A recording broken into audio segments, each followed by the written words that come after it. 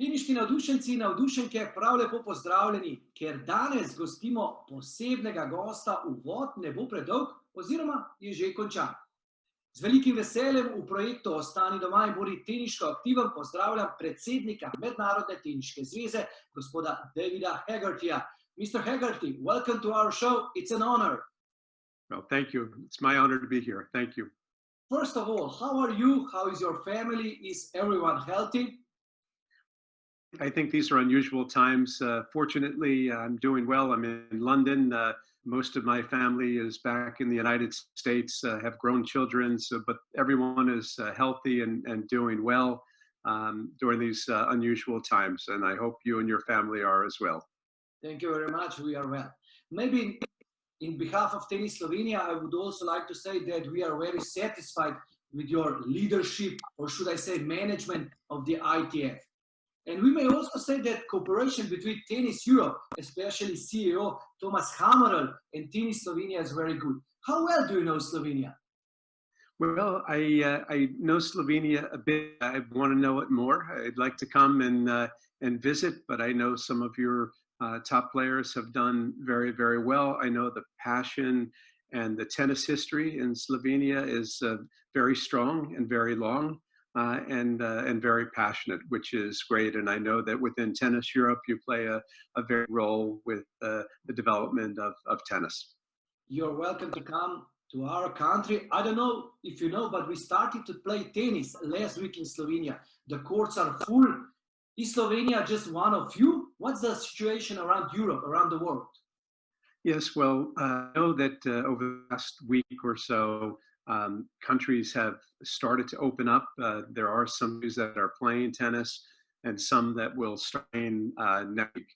So one of the things that we're doing as an international federation is with those federations, we think it's a tennis, we think it's one of the sports, because if you have two people on the court, you keep your distance, you don't shake hands, you don't change sides. There's very little interaction that has to happen physically. You keep distance, which is good. I think we're trying to use some of those best practices, such as the ones that you're using in Slovenia, to help other nations return to tennis. When was the last time you played tennis? Do you miss the sound of the ball, the competition on the court? I do. My last time of hitting was in February. I do miss, but here in my apartment in London, I have my racket and a ball, and I sometimes walk around bouncing the ball on the racket to at least keep tennis in my life. This is your 5th year as a leader of the ITF. We can say that this is the hardest time for you at the helm. I'm thinking about the COVID-19. Can you describe us your day? What were you doing last week or maybe in last month regarding coronavirus, of course? Sure. Well, these are unprecedented times. In my 40 years in tennis, I've never seen anything like it. Sometimes you want to on experiences that you've had to help guide you in how to make decisions and what to do.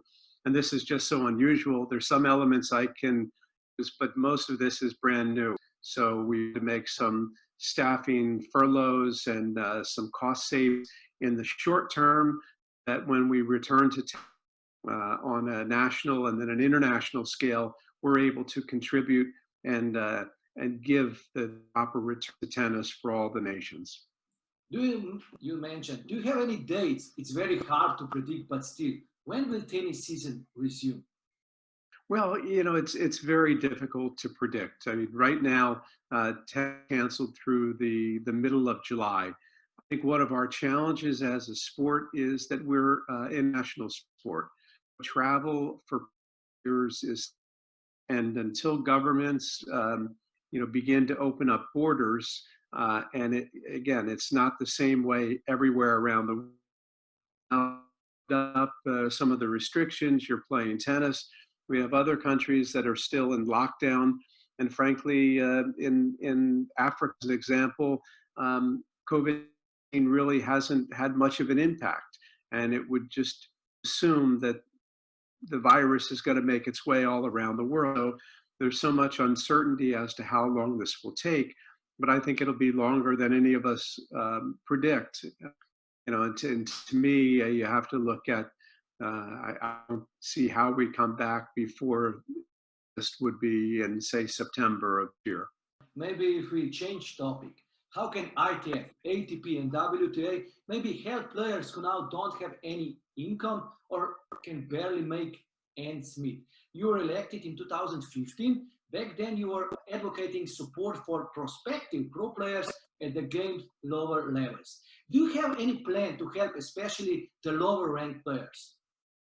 Well, one of the things the seven stakeholders, the ITF, ATP, WTA, and the 4 Grand Slams have together and are finalizing an assistance package that would be used for players ranked below 150. And it's being worked out now.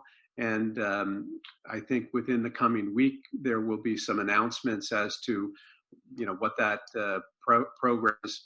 In addition, the ITF has a responsibility for our member nations. There really are stakeholders as well. So we're looking to help our nations, our coaches.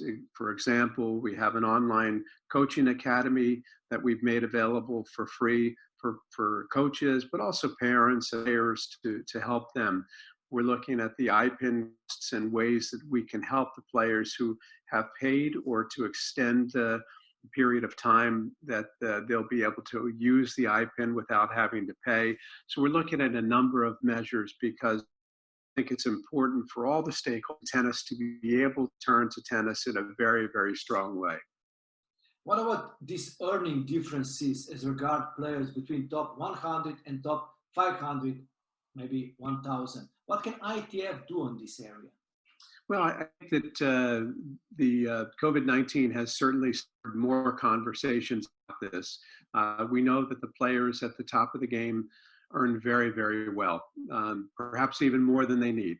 If we were to take some of that money and redistribute some of that money, and that has been done over the last 3 or 4 years by increasing, say, Grand Slam events and ATP, WTA events, of the players in the first rounds, second round, third round, to distribute the wealth in a little bit different way.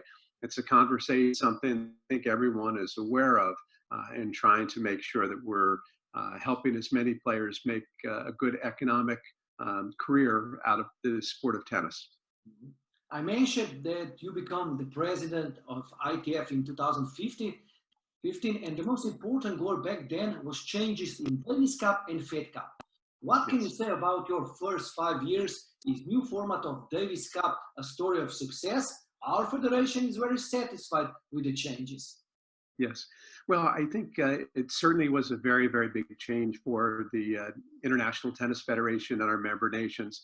We're very excited and very pleased with the change to Davis Cup and Fed Cup. The Fed Cup finals were supposed to have taken place actually last week in Budapest, but were postponed because of COVID-19. But we're excited to have the top 12 women's teams competing for the Fed Cup. And on the Davis Cup side, the top 18 teams in the world competing in Madrid in November. And our planning continues for that event. Everything is, it's difficult to make too many plans now because of the lockdown that we're in, but we're anxious to get back to the planning for the Davis Cup in November as well. But very satisfied with the reforms that we've made. We think it's given the nations more resources, which are important because it's the member nations that really develop next generation of tennis players. They're the ones that invest and put on junior tennis events. They take money from their pockets to be able to help their juniors develop and to make the pathway to the professional circuit. So it's very, very important that the national federations are strong. You were re-elected last year. The voting was not so close as first time, so you are taking the ITF in the right direction. Where do you see tennis in this decade? Well, I think is such a great sport. I think when you look at the Olympic movement, you can see that tennis is one of the top sports. Our athletes are very famous within their countries, but also around the world. And I think what we need to do is work together with tennis stakeholders to really see that the competition isn't amongst ourselves. The competition is outward to other sports and other activities, and to really grow the sport and to celebrate the tennis. We're lucky to have 52 weeks a year where tennis is played. We have top stars that are celebrities, that are household names. So it's very important for us to use that strength to be able to continue to grow the sport, to help more players make an earning, to help more nations have top players come in world tour is very important. You mentioned top players at the top. We now have for more than a decade Federer, Nadal, Djokovic, who gave tennis something magical. What do you think will happen in tennis after their retirement? Well, I think that we certainly are living in a golden moment. We have some of the top players that have performed at such a high level for a long period of time.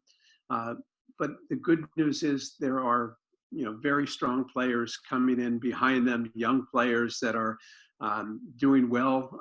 You take someone like Dominic Thiem, who's been in the finals of a couple of Grand Slams. You have Tsitsipas, Zverev.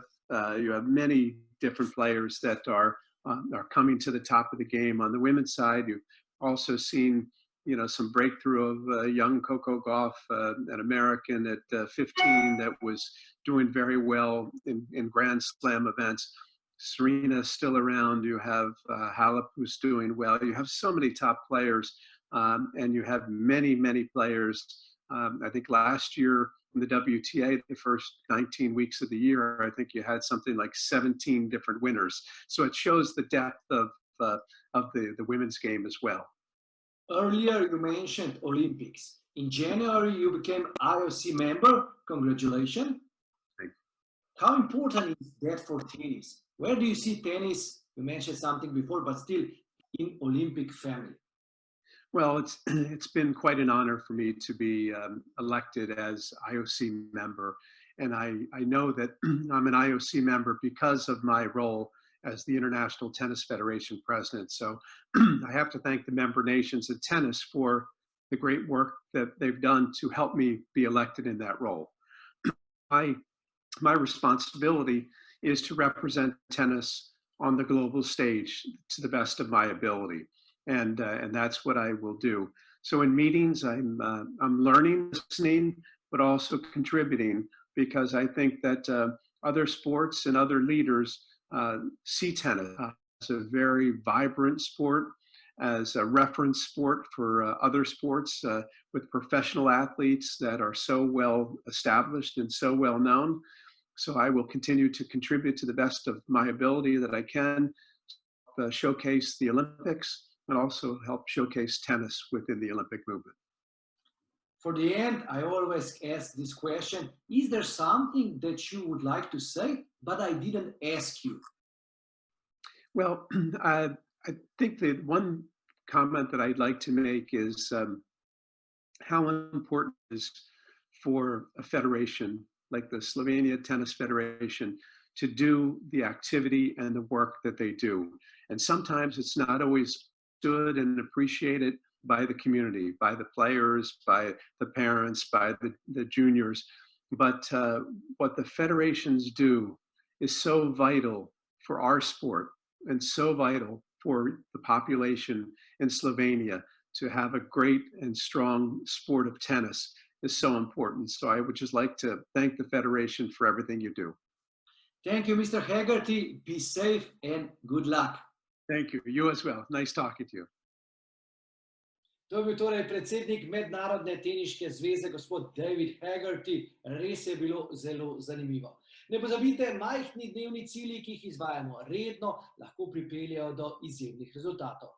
Se vidimo znova v petek. Uživajte v tenisu, a vseeno pazite, virus je še vedno med nami, tako da previdno in spoštujte navodila. Več informacij o projektu Ostani doma in bodi teniško aktiven pa na družbenih omrežjih in spletni strani Tenis Slovenije. Pazite nase in se vidimo v petek.